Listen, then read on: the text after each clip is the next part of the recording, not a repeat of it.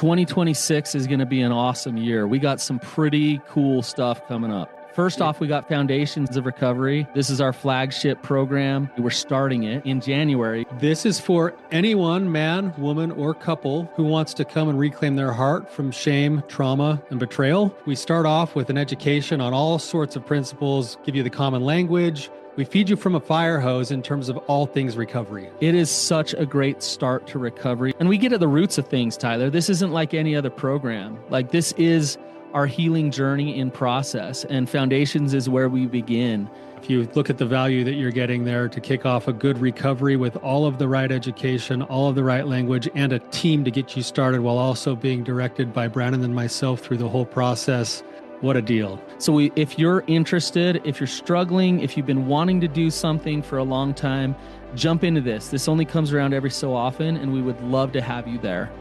Click the link in the description to sign up for it. And to make it even sweeter, we're also including a raffle for a free pass to the Radiant Dawn retreat. Anyone who signs up for Foundations will be added to the raffle for that free Radiant Dawn pass. If you're a man and you sign up for Foundations, your name still gets entered, and you can give that pass away if you win it to any woman that you want to. So what you're saying, Tyler, is if you sign up and participate in Foundations, you could possibly go to Radiant Dawn for free? That's exactly what I'm saying, which is crazy because Foundations by itself is already an insane value. Man, I sound so salesy. But it actually is awesome. So come to Foundations.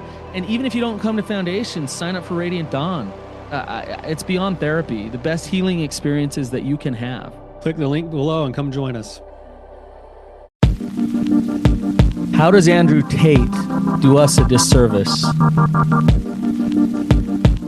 Welcome to the Therapy Brothers podcast. I'm Brannon.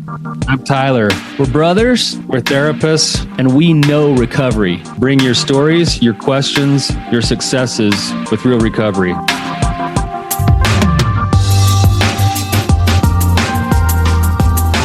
Hey, Tyler, you ready to have some hard conversations? Let's do it. Let the Therapy Brothers podcast begin.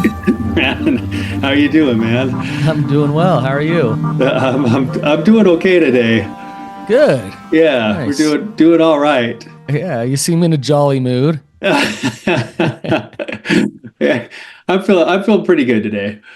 So Nice. It's one of those things where there's a lot of stuff in motion right now, and there's a lot of stress. And I know you're in that same boat with everything that's going on in your world too. But I got up early this morning, did my dailies, and was just thinking about like what a good life I have. And things aren't perfect and things are rough. And actually, some of what we're going to talk about today is part of that. But it's good. Like it feels good. It feels good to be engaged in a battle for what I think is a worthy cause, and that's for the hearts of the men and women that we work with.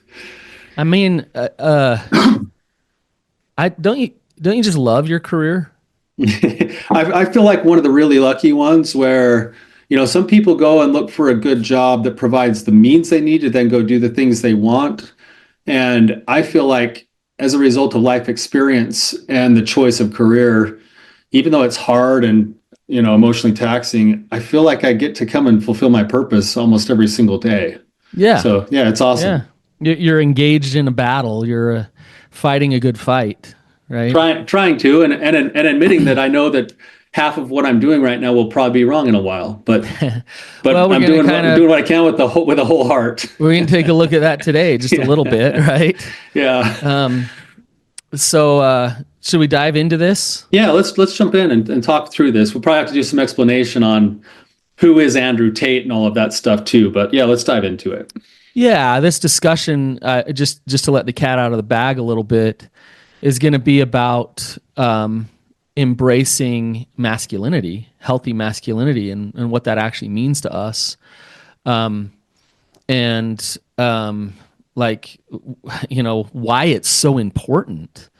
But we've recently got some feedback about the way that we look at masculinity, and we wanted to talk about that and give some explanation and some understanding around it. So should we start by talking about who Andrew Tate is?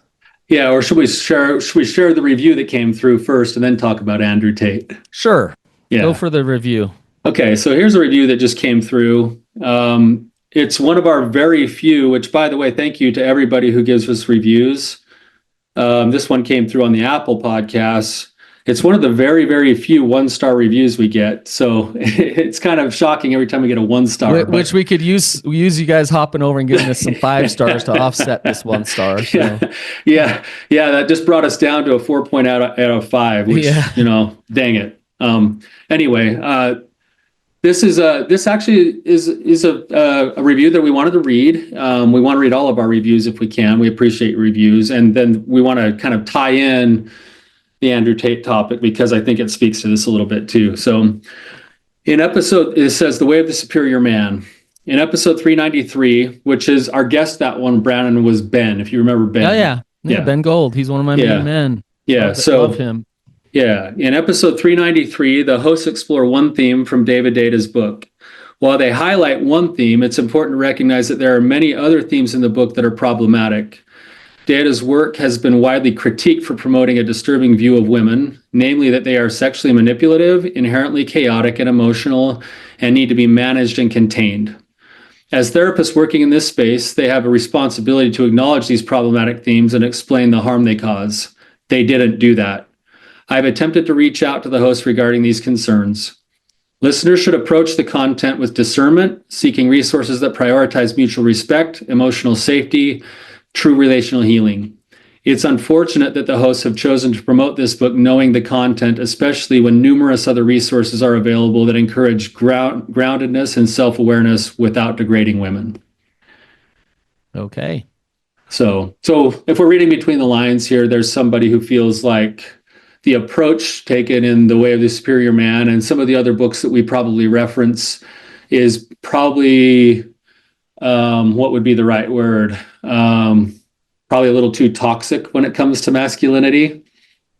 Yeah, there's certain books that are really important, that are quite polarizing in many ways. We talked about Loving What Is and how a lot of people hate that book. Yeah. Well, at the top of the list is The Way of the Superior Man, and The Masculine in Relationship. Yeah, that book, yeah. And No More Mr. Nice Guy. Those ones are all kind of polarizing kinds of books.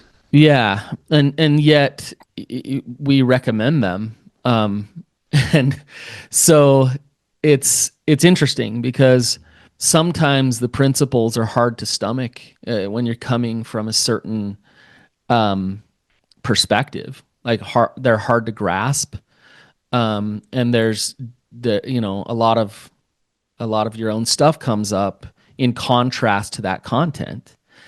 And, for us to be called out for recommending or talking about that book, I'd love this. This is a great opportunity to talk about why. Why do we recommend it? Why do we talk about it? Why is it important? And to acknowledge some things where he might go too far, and why it's uncomfortable. So, and that's kind of where Andrew Tate comes into the equation a little bit. Yeah. So I think we, Brannon, would agree with almost everything that is said in this review about what Andrew Tate seems to stand for, at least from our perspective. Absolutely. Yes. Yeah. That's why we brought that up, because he would be like the perfect example of what I think is being said in this review about hey, if you're kind of stepping too far off the edge if you're reinforcing this and this and this and this thing. Right. Yes. Yeah. Yes. So, and just side note, my first time that I read Way of Superior Man, I didn't know, I didn't love it. Me too, Brannon. The first couple of chapters, I was like, am I even going to finish this book? Because the way that it was coming across was hitting me in a way that I was causing me to wrestle with things. It wasn't until about the third time that I actually read it, and I don't know why I kept going back to it. But the third time that I actually read it, that I started to grasp the essence of it and started to understand what he was actually truly saying. So even me, the first time I read it, I was like, whoa, toxic principles. This is really kind of weird and out there. By the third time I read it, what I grasped was, you know what? A lot of what is missing in the men that I'm working with is what he's talking about. A lot of what is missing in the relationships that I'm trying to help them heal and connect more is what he's talking about. That is missing, and that is important to create safety, to create trust, to understand the nature of who we are as human beings. And so it's important. He talks about masculinity, and he doesn't hold back when he talks about the nature of it, and it's uncomfortable. He talks about sexual attraction. He talks about, like the feminine a lot. He talks about what it's like to be in a relationship with the feminine. The polarity between the two of them. The polarity between the two. He talks about the nature of femininity. And if you put judgment on it of like, yeah, it's just bad, or then it's not fun to hear. But if you're neutral with the way that you approach the principles that he's talking about, then you can just understand what he's saying. Now, yeah, I would say, Brannon, just a caveat to that is that we, acknowledging this, I'm the same as you, Brannon. Even when I recommend it, I often say to people, hey, I don't agree with everything in any one of those 3 books, but I agree with enough of the principles in there, and I think that's what you're missing, that I feel like you could get some value out of it. So I'm just going to go out right now and say to everybody, whenever I recommend a book, any book, probably even including the Bible, easy. I'm sorry, but if we're worried about pornography, then they probably should have taken Song of Solomon out of the Bible, right? So, blasphemy. but no, like honestly, like when I recommend any resource, I'm usually recommending it from a place of, I know that, like, even there's another book that goes the other direction of where we're going to go today called Worthy of Her Trust. There's so many good principles inside of Worthy of Her Trust, and it is so lacking in masculinity. Yeah, it's teach you how to be weak, and yet there's a ton of good principles. There's a ton of goodness inside of it, right. And it would still be something that I don't fully agree with, right? Almost every single resource I don't fully agree with, but I look for the principles that seem to apply towards a healthy, wholehearted way of living and healthy, wholehearted relationships, and that's why I would end up recommending those things. But a book like The Way of Superior Man, if you're coming at it from a perspective of you've been in a relationship where you have actually been harmed by weak or immature masculinity, and then you're being told, hey, my partner's being told to read this book, and the guy comes across in The Way of Superior Man as like over the top masculinity, then that's going to feel scary. It's going to feel dangerous. It makes sense why there would be a concern of like, why are you recommending this kind of stuff when I've already been hurt by unhealthy masculinity in the past? Right? That makes sense. Yeah. But it's backwards. So it's like when the betrayed partner comes along and they're like, he can't live those principles. Like, that's scary. That's the very thing that is needed is those principles. I'm not saying all of them, but a lot of those principles is what is needed in order for trust to be established. If you want your husband to be authentic, then he'll be honest that a lot of those principles are true. And when he's honest that a lot of those principles are true, he's not manipulating for love anymore. And to be frank, a weak, broken feminine will not want the masculine to step up, will not want the masculine to be strong. It's dangerous, it's scary, it's not okay. And so they will try to emasculate and keep pushed down. They will, although they hate Mr. Nice Guy, they resent them for being weak and inauthentic, but at least they're safe. They're not safe, but at least they think that they're safe. Yeah, but they're actually less. They're actually less safe because now they're living from a place of shame and inauthenticity which then leads to the very behaviors that led to the problem in the first place. Right. And so rather than have a man that lives on the edge, rather than have a man that embraces and owns his sexuality, rather than have a man who will step up and be honest, even if you don't like it, you want a man who is compliant and weak and gives away his masculinity. And so it's uncomfortable. These principles are uncomfortable, especially when you've been hurt by men. It's really uncomfortable to say, I want a man who actually is honestly masculine. And when we talk about masculinity, Tyler, and we're not talking about toxic masculinity. We're not talking about Andrew Tate's version of masculinity. Yeah. We should probably spell that out for a minute, Brannon, on Andrew Tate's version of masculinity, because he has, basically he's created a whole life career very successful in speaking to young men.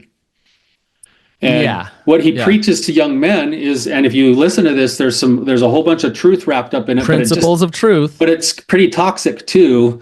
But he teaches, think about what's being spoken to these young men. These young men are living in worlds where, by and large, they're failing out of schools a lot at a higher clip than girls are now. They're, being more and more disenfranchised with careers, social systems, everything else. And here comes along a man who's like, all right, young men, it's on you to take responsibility for your choices, your success. You are the one who has to learn to become powerful. And when you do, then you will have all of this stuff. You'll have ladies and cars and money and power. And that's what will happen if you step all the way in to just owning your life and becoming a monster and don't give an F. Yeah. Right.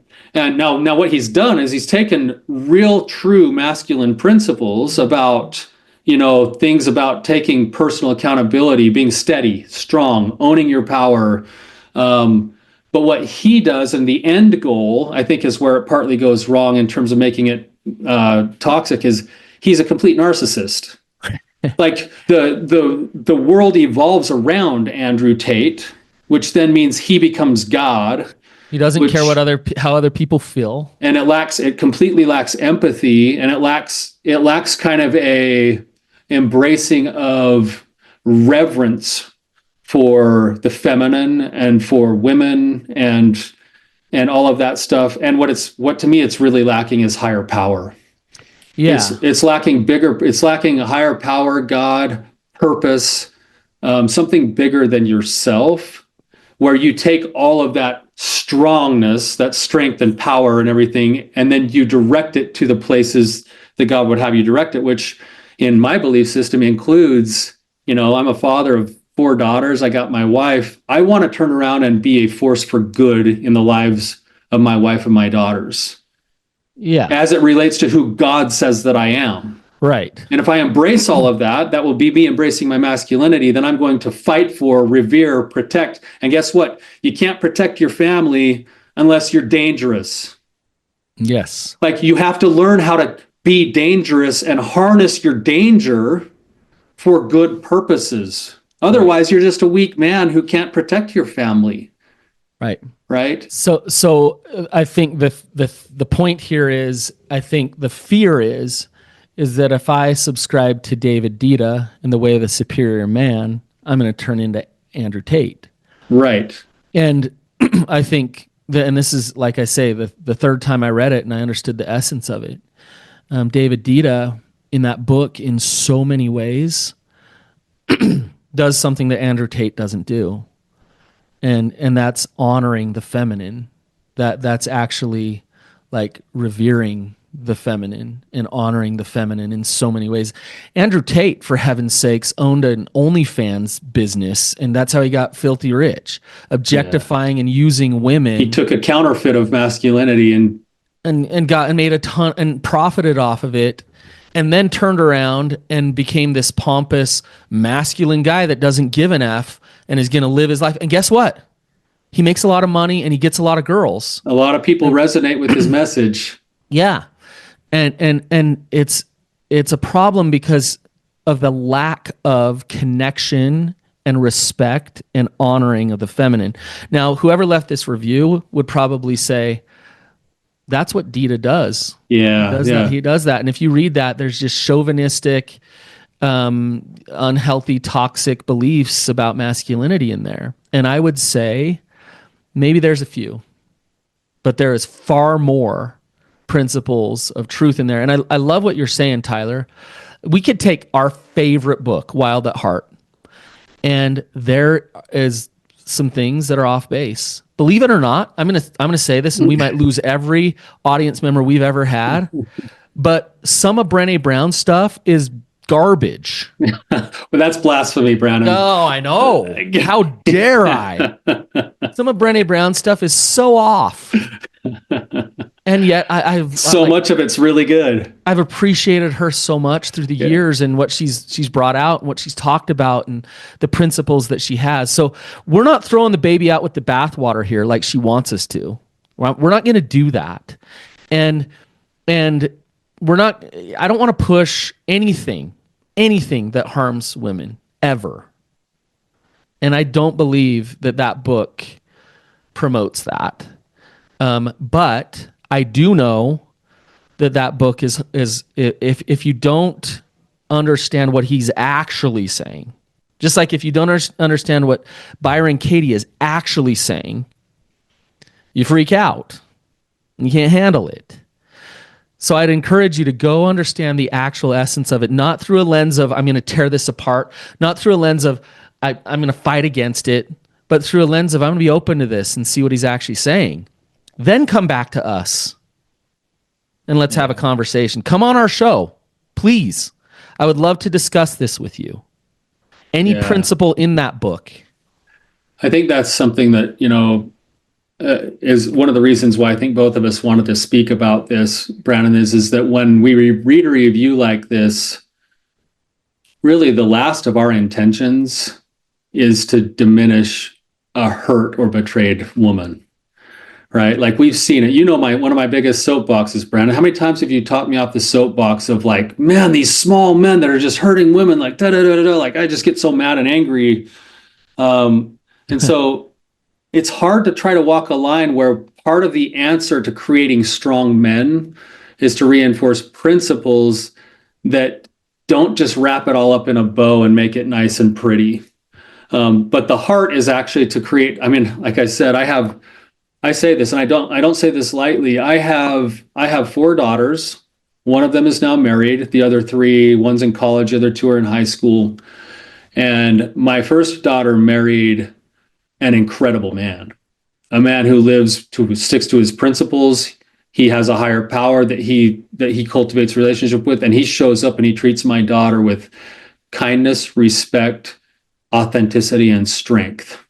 He's the man. He's the exact kind of man that I spend most of my career trying to help other men become.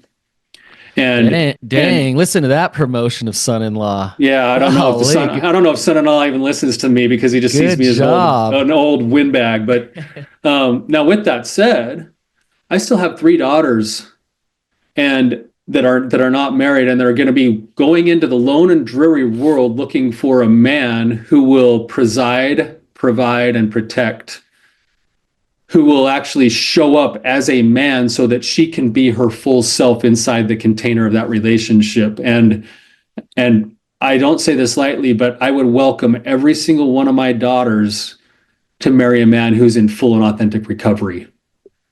Because a man who's in full and authentic recovery has come to peace with his own shadows. He's learned to take accountability for his own life and make his own choices. He's learned to wrestle with things bigger than himself and cultivate a relationship with a higher power. He's learned how to be empathetic and boundaried. Who doesn't want to be married to that guy? That's the kind of men that we're trying to help create in this world so that my daughters have somebody good to marry. And I happen to believe in the resources that I recommend that if you put them together, they all come to this kind of culmination of this is what a good man is. Right. And they're not perfect. You take Wild at Heart, you take Worthy of Her Trust, you take Way of the Superior Man, and you smash all those things together. And what you get is, in my opinion, what a good man should be. You know what's interesting, Tyler? Like, let's flip the script. One of the problems is there's not the Way of the Superior Woman book. Like there's not healthy femininity books out there. Like Not real great if ones someone has that a we found. suggestion that empowers Please. femininity and empowers women and talks about, but let's flip the script, because I am as passionate and believe in healthy femininity and having that come forth more than almost anything in what I do, because our world needs it, and a healthy masculine wants that. So, Yeah. you know, in us promoting masculinity and us talking about the way of the superior man, gosh dang it, a good, healthy way to step into femininity for women, that would make a lot of weak men uncomfortable. Yeah. That would make a lot of weak men fight against it. They would hate that book. And I would love it. I would invite it. So Brandon, to go ahead. kind of go along with that, just maybe a story that happened this week. It's funny because these things happen kind of in the same week. We get this review, but then I also was just talking to a woman who's been in a long-term relationship, and she decided to read this book. And she was reading it, and she's like, holy cow. She's like, our whole relationship isn't really even about a sex addiction. Our relationship is about the principles of this book. Yes. Yes. And she said, oh my gosh, she said, and then she used an analogy, and she said, I'm a dancer. And she said, when I dance with somebody, I like to dance with a partner who really knows how to dance and knows how to lead.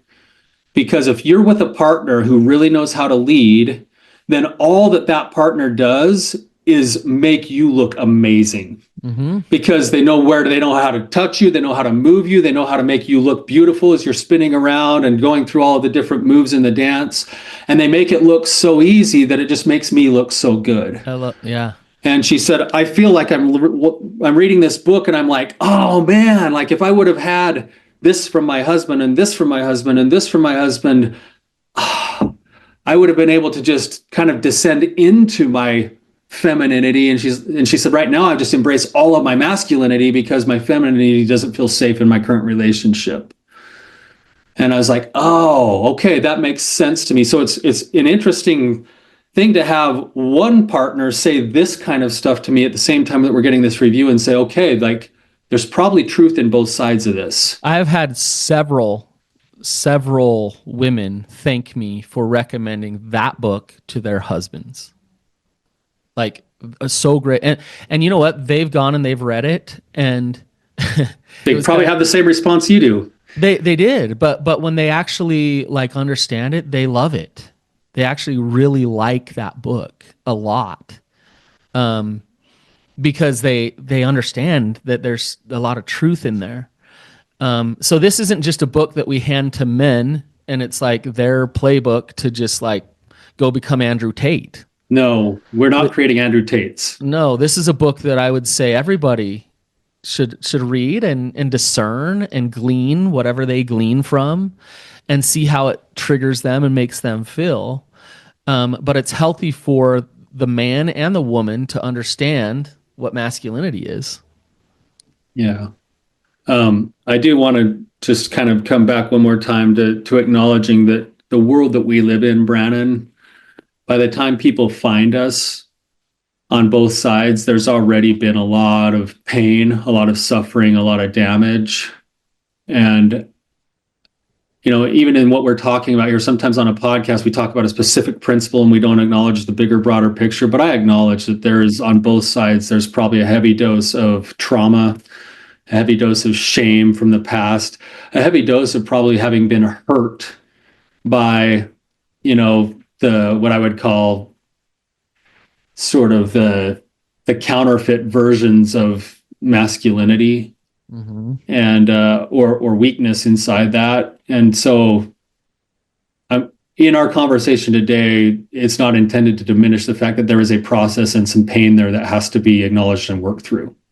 Well, Tyler, the reality is, and this goes for all of us in anything, is like sometimes you're in a place of development or growth or wherever where you can stomach certain things. Like you're ready and you can process those things. And sometimes you're not. And if you're not, it shouldn't be shoved down your throat. It shouldn't be forced upon you. Yeah. And but there's this like process of growth that's uncomfortable where it's like, okay, I'm not quite ready, but I'm going to take a dose of this thing and I'm going to try it on. I'm going to like, I'll run it through my value system. and it makes me uncomfortable, but like I want to move beyond. I want to progress, and that's therapy in so many ways. And so yes, it's true, Tyler. Like we're not trying to force feed anybody anything or get them to do something that they're not willing to do before they're ready. But at the same time, I'm not backing down from principles of truth. At least the way you see them, right? At least the way I And we see would them. encourage everybody else to do the same thing. Take everything that you receive with a grain of salt, run it through your own value system, and then accept what you feel is true and adjust and let go of the rest. Right? Tyler, how have you ejaculated up your spine yet? Well, so yeah, He doesn't know how to respond to that. Well, to your point, Brandon, I want to go to your point to what you're saying and maybe just share a personal part of that. I will explain that later, but yeah, please.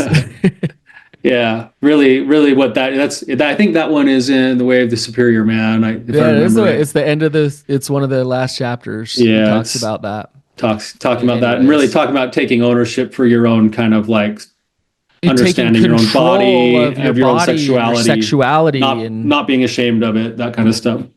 Yeah.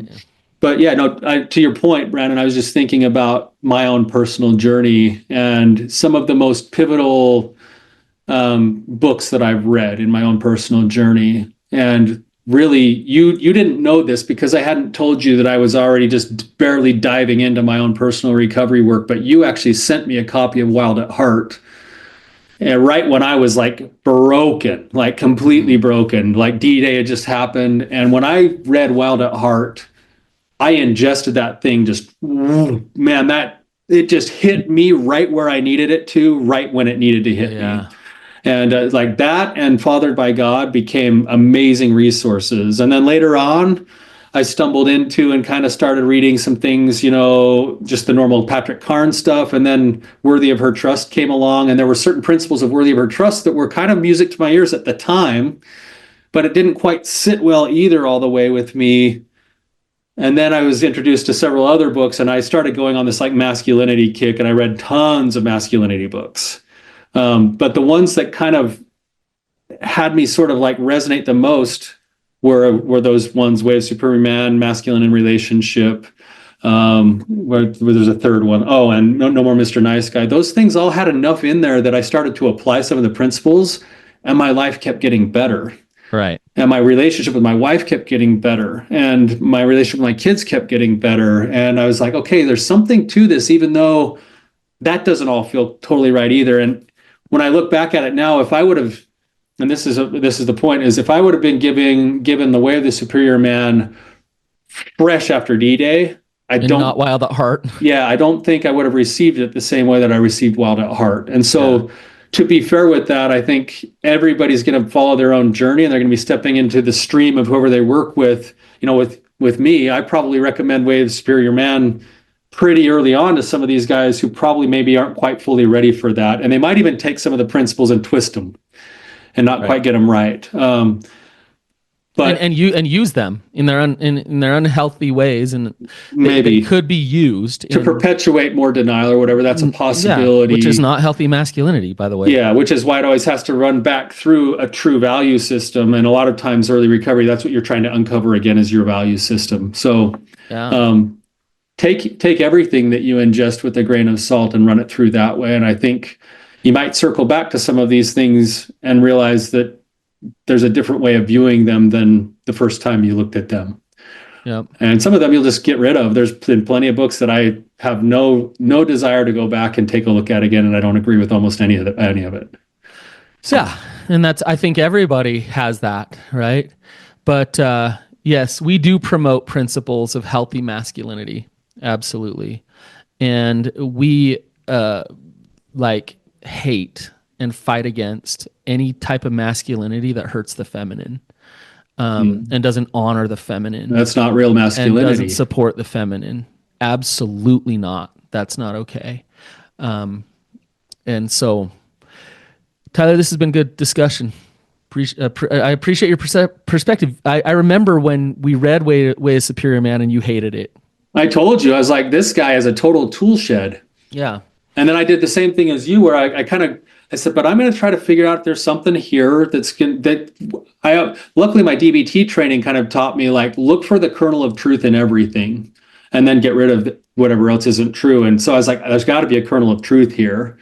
And then I went back through a second time and listened to it again. And on the second time, I kind of had a similar experience to you, where I was like, okay, now that I've got my own judgments out of the way, what are the principles that are here that I can get behind? And what I heard, and this is the essence of the principles that I feel like I took away the most, is you need to stop, as a man, you need to stop getting your validation from your wife because she doesn't have your answers. That lined up with Wild at Heart. Which is in Wild at Heart, yes. You need to learn to take accountability for your own life, your own actions, your own choices. You need to actually learn how to value your masculinity and provide strength, structure, space, and container in your relationship so that you have a partner who can come to you and treat you like an equal. And I would add one more: learn how to embrace your sexuality without shame. Yeah, and that's in there. Which leads to more control and around your sexuality, which leads to more fidelity, right? Yeah, and then the other principles that I feel like were being screamed at me through those books were, you have to learn how to come to know thyself and own your own authenticity. And you need to start showing up as yourself in your relationship rather than as what you think everyone around you, and especially your partner, wants you to be. And then when I started to practice those things, they started to play out as true. That my wife actually likes a man who is his own being rather than an extension of her, and who is willing to treat her with love, kindness, respect, empathy, and yet be honest, which then allowed her to trust what I was saying. And yet be wild and on the edge. And to be dangerous, but to know how to manage that danger now and not go back to the places where I blew her life up. And if I'm not doing those damaging things, but now I'm cultivating that danger in a way that now is like, there's a little bit of a wildness there that is actually feels strangely safe to her, to know that that's there to be used in the right ways. Yes. And not by no means do I have it all mastered, but those things started to play out, and it's like, yeah, okay, that's what I hear. Yes. So anyway, Tyler, this has been awesome. We would love some 5-star reviews from this episode to combat the 1-star we just got. We'd really appreciate it. If what you're hearing resonates with you, and this is helpful for you, we would love your reviews. And Tyler, it's interesting, we even love the negative reviews. It gives us good discussion points. We've had a really nice discussion on this, Brannon, and we'll probably continue it after this is over too. So So thanks for listening, and keep on keeping on.